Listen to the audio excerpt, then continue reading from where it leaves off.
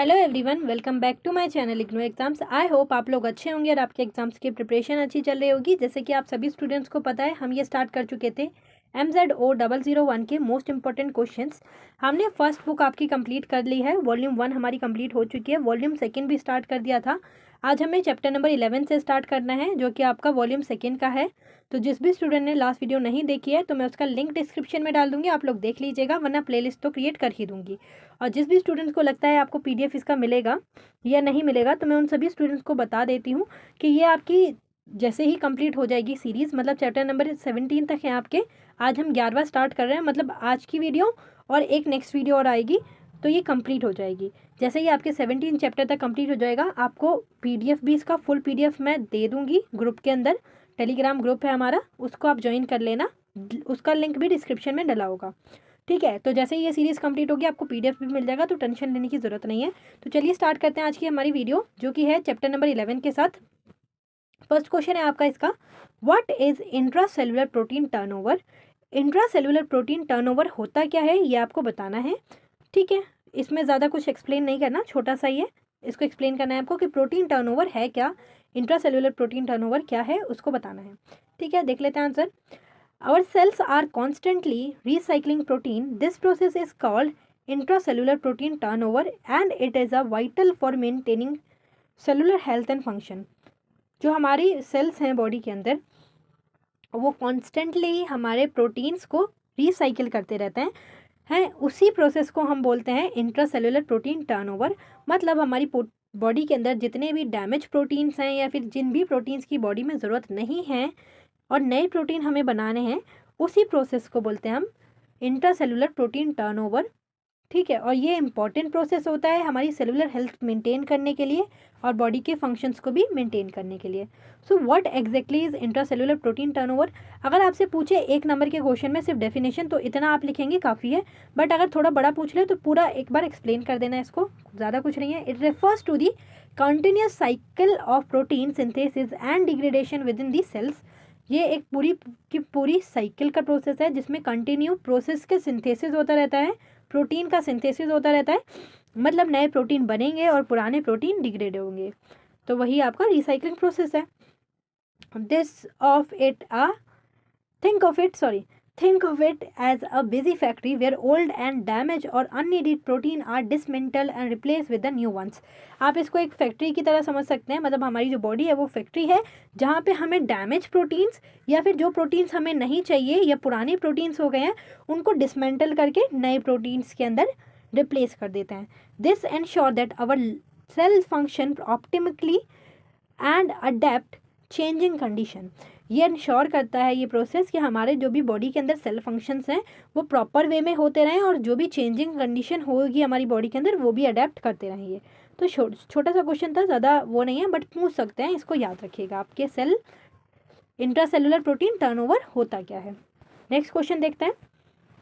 Question number 2 है आपका की राइट की properties of protein turnover pathways. अगर प्रोटीन टर्नओवर पाथवेज की आपको कुछ प्रॉपर्टीज पूछी जाए तो आपको ये लिखना है कि प्रोटीन टर्नओवर पाथवेज की प्रॉपर्टीज क्या होती हैं, वो बतानी है आपको। The key properties of protein turnover pathways, heading डालेंगे फिर आंसर स्टार्ट करेंगे। First up the dynamic balance. सबसे पहली प्रॉपर्टी है इसकी कि डायनेमिक बैलेंस करके रखता है ये। Protein turnover involve a constant cycle of synthesis and degradation. This balance and ensure the damaged or misfold proteins are replaced, maintaining cellular function and homeostasis. Process ही यही है आपका कि नए सेल्स बनेंगे, मतलब नए प्रोटीन्स बनेंगे और पुराने प्रोटीन को डिग्रेड कर दिया जाएगा। तो जब ये पूरा प्रोसेस हो रहा है, साइकिल हो रही है, तो बैलेंस करना, बैलेंस बना के रखना ये भी इंपॉर्टेंट है। तो ये बैलेंस बना के रखता है कि जो आपके डैमेज या मिसफोल्ड प्रोटीन है उसको रिप्लेस कर दिया जाए नए प्रोटीन्स के साथ, और ये आपकी सेलुलर फंक्शन और होम्योस्टेसिस को भी बैलेंस करने के लिए इंपॉर्टेंट रोल प्ले करता है। नेक्स्ट आपका की पॉइंट है यूबिक्यूटिनेशन। यूबिक्यूटिनेशन क्या होता है? This is a critical tagging process where protein destined for degradation are marked with ubiquitin molecule. This signal for the proteinase the cell's waste disposal system to break them down efficiently. जैसे कि आपको पता ही है इसमें नए proteins बन रहे हैं और पुराने को डिसमेंटल किया जा रहा है। तो पुराने को डिसमेंटल कैसे करेंगे? पहले तो जो भी पुराने या वैसे प्रोटीन है जिसको नहीं चाहिए उस पर टैगिंग की जाएगी क्यूबिटिन मॉलिक्यूल के थ्रू, और उन्हीं मॉलिक्यूल्स के थ्रू टैगिंग करके उन्हीं प्रोटीन्स को पकड़ा जाएगा और उन्हीं को रिसाइकिल करा जाएगा। तो ये नेक्स्ट की पॉइंट होता है इसका। Then there are role of amino acids. Amino acids का भी रोल होता है इसके अंदर। When proteins are degraded they release amino acids back into the pool for reuse in the new protein synthesis और अदर मॉलिक्यूल मेटाबॉलिक पाथवेज।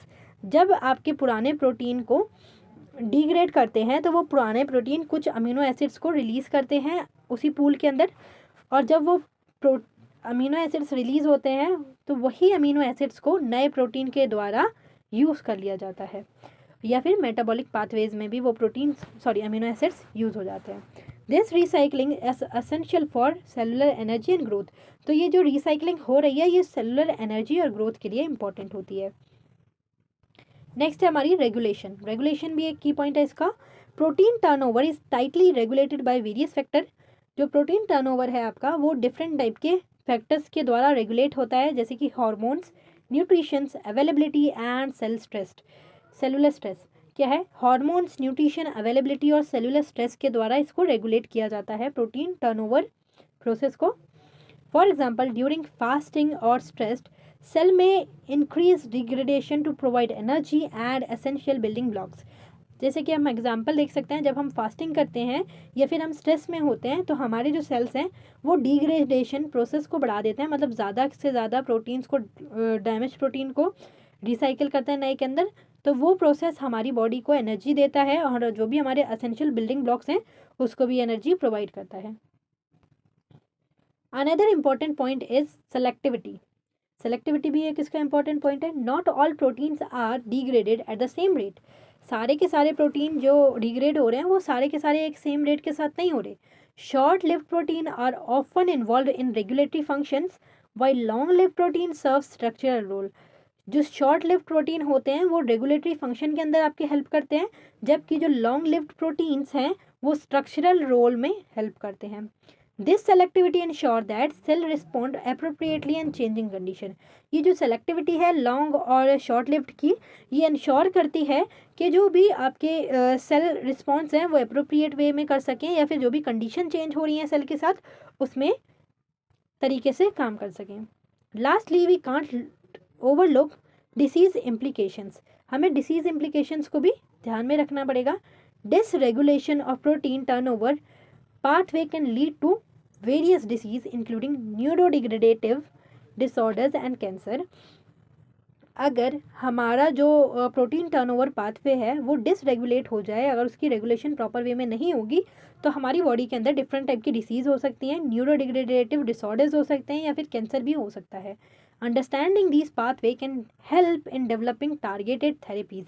अगर हम ये पाथवेज को पढ़ लेंगे, समझ लेंगे, रिसर्चर्स साइंटिस्ट इसको समझ लेंगे तो उनको ये हेल्प हो जाएगी कि किस तरीके से उनको टारगेटेड थेरेपीज़ को डेवलप करना है। ठीक है, तो ये इंपॉर्टेंट क्वेश्चन है आपका। नेक्स्ट चैप्टर है आपका चैप्टर नंबर 12। फर्स्ट क्वेश्चन है इसका, write a note on primary cell culture. Primary cell culture क्या है, इसके ऊपर एक शॉर्ट नोट आपको लिखना है। The primary cell culture refers to the process of isolating cell directly from the living tissue and growing them in a controlled environment. जो आपका प्राइमरी सेल कल्चर है वो एक प्रोसेस है जहाँ पे लिविंग टिश्यू से आपको सेल निकालना है और वो सेल निकाल के आप एक कंट्रोल एनवायरनमेंट में उसको अकेले में ग्रो करेंगे, उस सेल को अकेले ग्रो करेंगे। उस प्रोसेस को हम बोलते हैं प्राइमरी सेल कल्चर। तो प्राइमरी सेल कल्चर एक आइसोलेटेड सेल को निकालना लिविंग टिश्यू के द्वारा और उसको एक कंट्रोल एनवायरनमेंट में ग्रो करना, उसी को हम प्राइमरी सेल कल्चर बोलते हैं। This technique is crucial for studying cellular functions, drug responses and disease mechanisms. अगर हमें ड्रग फंक्शन या फिर ड्रग रिस्पॉन्सेज या डिसीज मैकेनिज्म की पढ़ाई करनी है, स्टडी करना है उसके बारे में ज़्यादा, तो ये टेक्निक हमारे लिए इम्पॉर्टेंट हो जाती है। क्यों इम्पॉर्टेंट हो जाती है? क्योंकि हम अगर किसी सेल्स को निकाल रहे हैं किसी लिविंग टिश्यूज़ के द्वारा और उसको कंट्रोल एनवायरनमेंट में स्टडी कर रहे हैं तो उसके बिहेवियर को, इसके कैरेक्टरिस्टिक्स को हम पता लगा पाएंगे। First of One of the key advantage of primary cell culture is that they retain the characteristics of their original tissue. सबसे बड़ा की एडवांटेज इस टेक्निक का यही है कि जो हम डायरेक्टली टिश्यू से सेल कल्चर ले रहे हैं या सेल निकाल रहे हैं, आइसोलेट कर रहे हैं, उसके कैरेक्टरिस्टिक्स उसके डायरेक्ट टिश्यू जो ओरिजिनल टिश्यू है उसके कैरेक्टरिस्टिक्स सेम होंगे। ठीक है, this means you are getting a more accurate representation of how cells behave in vivo compare to immortalized cell lines that may lose their traits over time। ये बिल्कुल accurate presentation देगा आपके उसको कि आप अगर वीवो मतलब बाहर उसको निकाल के उसकी स्टडी भी कर रहे हैं तो भी एक्यूरेट रिजल्ट आपको मिलेंगे उसके। However working with primary cell comes with the challenges. अगर हम प्राइमरी सेल कल्चर में काम कर रहे हैं तो कुछ ना कुछ चैलेंजेस भी आएंगे इसके अंदर। These cells have a limited life span and can be more difficult to maintain its established cell line. इसकी लाइफ स्पेन बहुत कम होती है, इसीलिए इसको मेंटेन करना भी डिफ़िकल्ट हो जाता है। They also require specific growth condition tailored to their tissue of origin. This means you need to pay close attention to factor like temperature, pH and nutrition composition. पहले तो इनकी लाइफ स्पैन कम होता है और साथ ही साथ इनको किस कंडीशन में आपको रखना है उसकी ओरिजिन टिश्यू के साथ वो भी मेंटेन करना इंपॉर्टेंट है। उसको प्रॉपर वे में टेम्परेचर, पीएच या न्यूट्रिशन कंपोजिशन आपको देखनी पड़ेगी। तो ये इसके कुछ चैलेंजेस भी हैं। Another important point is that primary cell can vary significantly between individual. एक इम्पॉर्टेंट पॉइंट ये भी है कि जो आपका प्राइमरी सेल है वो सिग्निफिकेंटली इंडिविजुअल्स के बीच में वेरी भी कर सकता है। This biological variability can impact research outcome, making it essential to use multiple donor for reliable data. क्या है ये जो बायोलॉजिकल वेरिएबिलिटी आती है रिसर्चर्स के बीच में, रिसर्चर्स के जो रिजल्ट निकल के आता है, जो वायबिलिटी आ रही है उसको हटाने के लिए आपको मल्टीपल डोनर का भी डेटा यूज़ करना पड़ सकता है। When it comes to the applications, primary cell culture are invaluable in fields like cancer research, regenerative medicines and toxicology। अगर हम एप्लीकेशंस की बात करें तो प्राइमरी कल्चर डिफरेंट टाइप की एप्लीकेशंस में यूज़ होता है, जैसे कि कैंसर रिसर्च में, रीजनरेटिव मेडिसिन्स के अंदर और टॉक्सिकोलॉजी की स्टडी में भी यूज़ करते हैं इस टेक्निक को। दे help scientists to understand how cells respond to treatment and environmental factor, paving the way for new therapies and safety assessment। जो ये टेक्निक है ये हेल्प करती है साइंटिस्ट को ये समझने के लिए कि किस तरीके से किस चीज़ का हमें ट्रीटमेंट करना है और किस एनवायरमेंटल फैक्टर को ध्यान रखना है किसी भी थेरेपी को परफॉर्म करते टाइम पे। तो ये एक इंपॉर्टेंट क्वेश्चन है, इसको याद कर लेना आप। नेक्स्ट क्वेश्चन है आपका question number second, write steps of animal cell culture and its application. ये वैसे पूछ भी सकते हैं और नहीं भी, ये एक एक्सपेरिमेंट की तरह हो गया समझ लीजिए। आपको इसमें बताना है कि सेल कल्चर के स्टेप्स क्या होते हैं, मेनली तो आपको स्टेप लिखने हैं और उसके एप्लीकेशन बतानी है। ठीक है, तो किस तरीके से सेल कल्चर आप निकालेंगे, कैसे आइसोलेट करेंगे, किस तरीके से मीडियम प्रिपेयर करेंगे, ये सारी चीज़ें इसमें बतानी है। बट फिर भी पता होना चाहिए क्योंकि थोड़ा ये स्टेप्स आपके लंबे हो जाते हैं तो पूछ सकते हैं आपसे, और इसकी एप्लीकेशंस भी। ठीक है, तो देख लेते हैं इसको भी एक बार। Animal cell culture and essential technique in biology and medicine. जो एनिमल सेल कल्चर है एक असेंशियल टेक्निक है आपकी बायोलॉजी के अंदर और मेडिसिन के अंदर। उसके कुछ सिंपलर स्टेप्स हैं वो देख लेते हैं। फर्स्ट अप प्रिपरेशन, सबसे पहले हमारे स्टेप आता है प्रिपरेशन करने का। Start with a sterile environment, this means disinfecting your work place and using sterile tool to prevent contamination. सबसे पहले कि आपको प्रिपेयर करना पड़ेगा कि आप जहाँ पे सेल कल्चर लेने वाले हैं, टिश्यू कल्चर लेने वाले हैं, वहाँ का जो इन्वायरमेंट हो, जैसे इस टेबल पे आपको वो टिश्यू कल्चर लेना है। तो ये टेबल आपका बिल्कुल डिसइंफेक्टेंट होना चाहिए, साफ़ सुथरा होना चाहिए, कोई कंटैमिनेशन नहीं होनी चाहिए इसके अंदर, कि जो आप टिश्यू कल्चर या सेल कल्चर लेंगे उसके साथ कोई कंटैमिनेशन नहीं होना चाहिए। Next we have cell sourcing. Cell sourcing मतलब सेल कहाँ से निकालेंगे आप, नेक्स्ट पॉइंट हो जाएगा आपका। You can obtain animal cell from various sources like tissue, blood, or established cell lines. Remember the choice of source depending on your research goal। आप देखो सेल सोर्सिंग कहीं से भी कर सकते हैं, आप डायरेक्टली टिश्यू से ले सकते हैं या सेल ब्लड से ले सकते हैं या फिर सेल लाइंस भी इस्टेब्लिश कर सकते हैं, वहाँ से भी ले सकते हैं। बट ये डिपेंड करता है कि जो रिसर्चर के गोल्स हैं वो क्या हैं, मतलब उसका मेन एम क्या है, कहाँ से उसको टिश्यू लेकर स्टडी करनी है।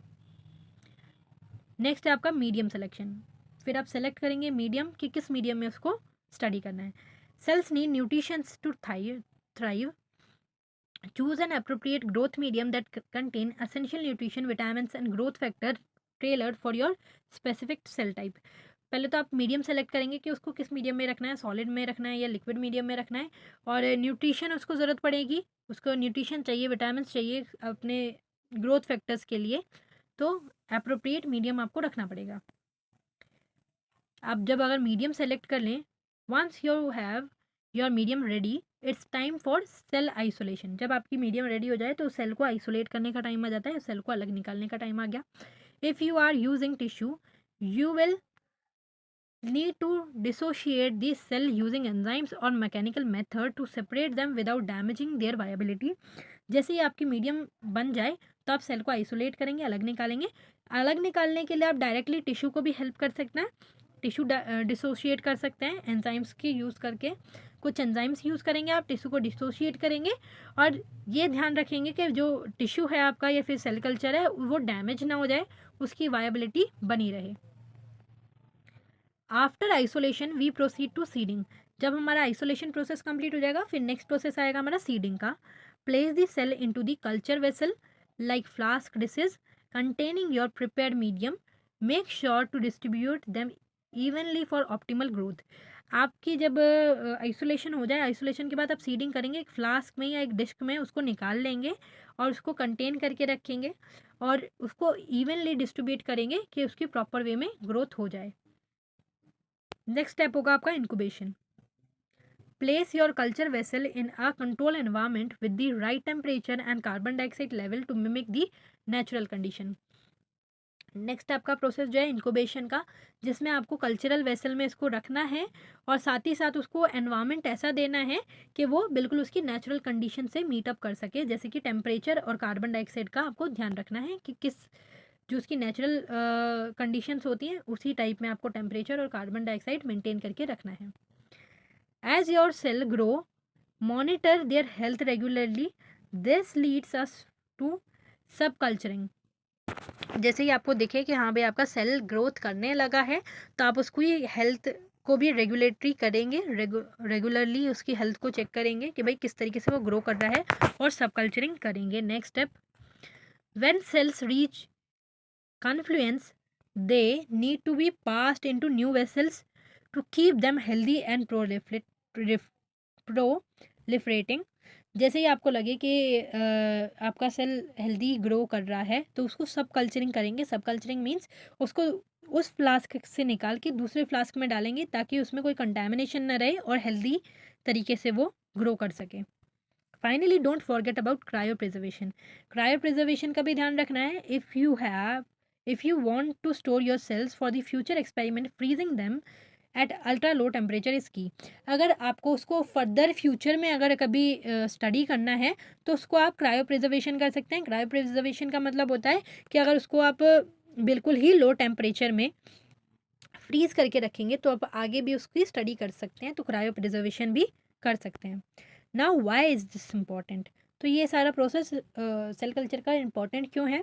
Animal cell culture has numerous applications. Application बतानी है आपको, एप्लीकेशन लिख देते हैं। From drug development and toxicity testing, vaccine production and regenerative medicine. जैसे कि हमें अगर ड्रग कैसे डेवलप हो रहा है वो पता लगाना है तो हम सेल कल्चर का इस्तेमाल करते हैं। किसी भी मेडिसिन के ऊपर रिसर्च कर रही है तो भी यही यूज़ होता है। टॉक्सिसिटी जाननी है किसी की तो भी यही यूज़ होगा। वैक्सीन प्रोडक्शन करना है तो भी हम यही एनिमल सेल कल्चर का यूज़ करते हैं, इसीलिए ये इतना इम्पॉर्टेंट हो जाता है। ठीक है, तो ये मॉडर्न बायोमेडिकल रिसर्चर्स के लिए बिल्कुल हीरो साबित होता है। ठीक है, तो ये पूछ सकते हैं। नेक्स्ट क्वेश्चन है आपका, differentiate between primary and secondary cell culture. आपको सेकेंडरी और प्राइमरी सेल कल्चर के अंदर डिफरेंस लिखना है कि इन दोनों के बीच में डिफरेंस क्या है।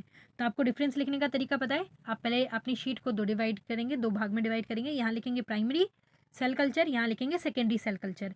प्राइमरी सेल कल्चर का एक डिफरेंस, सेकेंडरी सेल कल्चर का एक डिफरेंस। इस तरीके से लिखेंगे तो आपको मार्क्स मिलना ज़्यादा ईजी हो जाएगा और बाकी तो मर्जी आपकी है, आपको लिखना है। ठीक है, आंसर स्टार्ट करते हैं इसका। First of, what is primary cell culture? सबसे पहले बताते हैं प्राइमरी सेल कल्चर है क्या। Primary cell culture are derive directly from living tissue. Primary cell culture हम डायरेक्टली लिविंग टिश्यू से डिराइव करते हैं, वहीं से लेते हैं। This means we take cells straight from an organisms like a mouse और human and place them in a control environment. इसका मतलब क्या हो गया कि हम डायरेक्टली सेल्स को किसी माउस या ह्यूमन बीइंग के टिश्यू से निकाल रहे हैं और उसको कंट्रोल मैनर में, कंट्रोल एनवायरनमेंट में स्टडी कर रहे हैं, उसको हम प्राइमरी सेल कल्चर बोलते हैं। These cells retain many of their original characteristics and function, making them incredible valuable for researchers। आपको ये पता ही है कि अगर डायरेक्टली आप सेल को टिश्यू से निकालेंगे तो वो सेल के अंदर भी सेम कैरेक्टरिस्टिक्स रहेंगे जो भी टिश्यू के अंदर थे, इसीलिए ये इतना इनक्रेडिबल हो जाता है रिसर्चर्स के लिए स्टडी करने के लिए। However, they have limited lifespan and can be challenging to maintain। इनका लिमिटिंग लाइफ स्पैन होता है, इसीलिए इनको मेंटेन करने के लिए भी कुछ चैलेंजेस फेस करने पड़ते हैं। नेक्स्ट देखते हैं हम सेकेंडरी सेल कल्चर क्या होता है। Once we have established a primary cell culture, we can take those cells and subculture them। This is where secondary cell culture comes into the play। क्या है, जब हम प्राइमरी सेल कल्चर बना लेते हैं और उसी को हम सब कल्चर करते हैं तो वही सब कल्चर हमारा सेकेंडरी कल्चर कहलाता है। Secondary cultures are derived from the first generation of cell. जो फर्स्ट जनरेशन ऑफ सेल हमने निकाला था प्राइमरी सेल कल्चर में, उसी से ही हम सेकेंडरी निकालते हैं। They can be expanded indefinitely under the right condition. इनको भी हम राइट कंडीशन के अंदर ही एक्सपेंड करते हैं।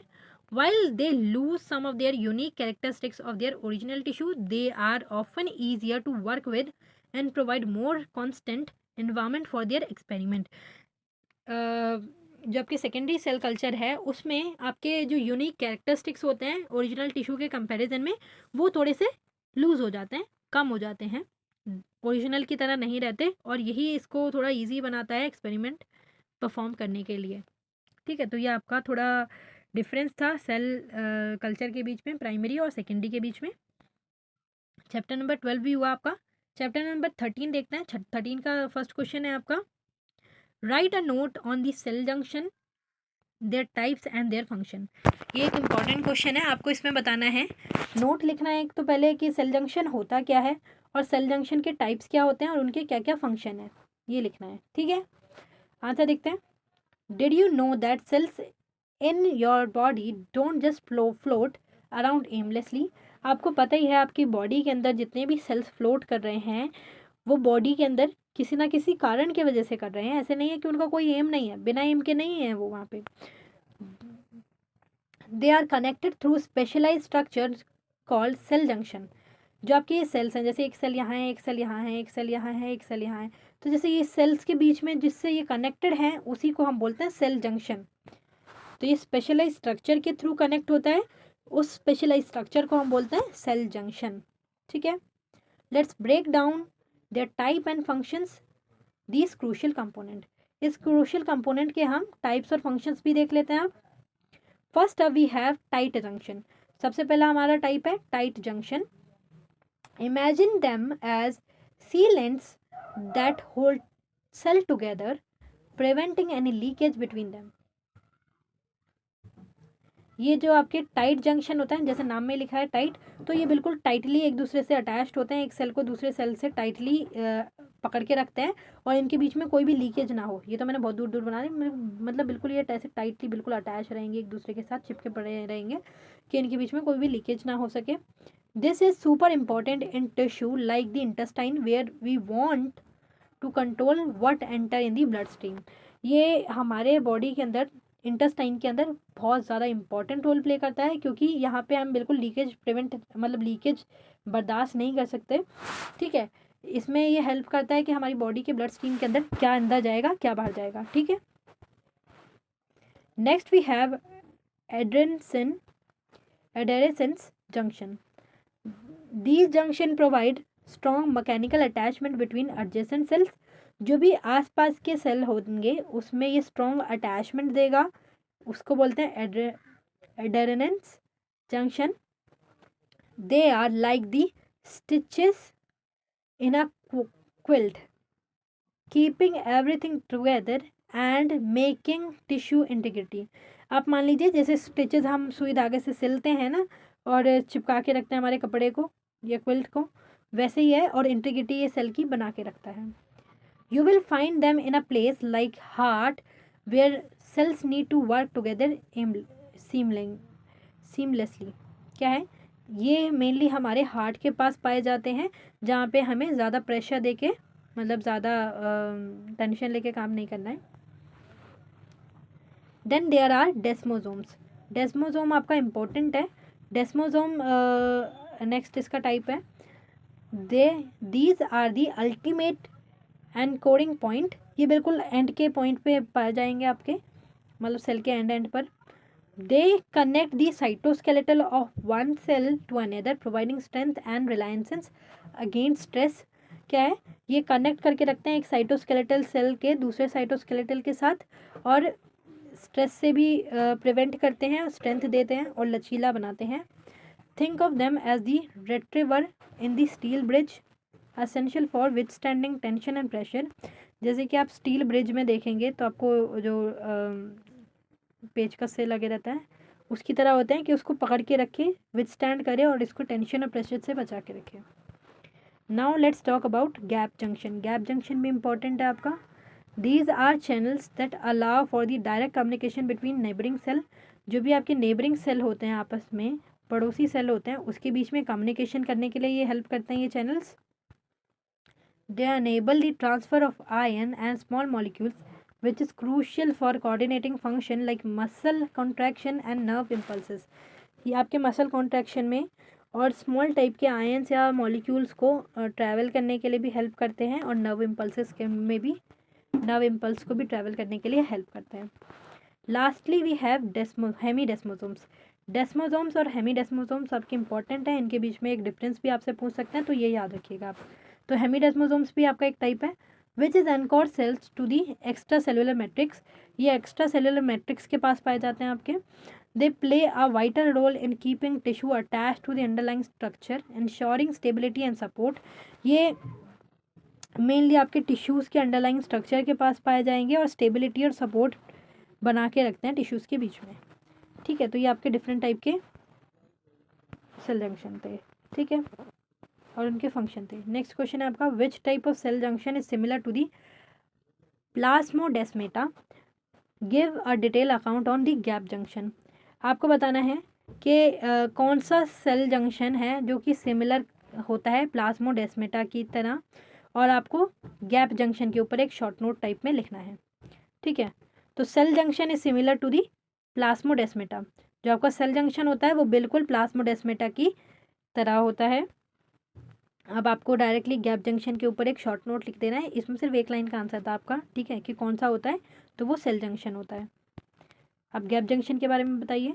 Gap junction are specialize structure that allow direct communication between adjacent cell. जो भी आपके आसपास के सेल हैं, एडजेसेंट सेल हैं, उनके बीच में कम्युनिकेशन होना, बातचीत होना, उसी को हम बोलते हैं गैप जंक्शन. कुछ टाइप के स्पेशलाइज स्ट्रक्चर हैं जो अलाउ करते हैं कि जो भी एडजेसेंट सेल हैं उनके बीच में कम्युनिकेशन हो सके. They consist of protein channel called connexons which are formed by 6 connexons protein.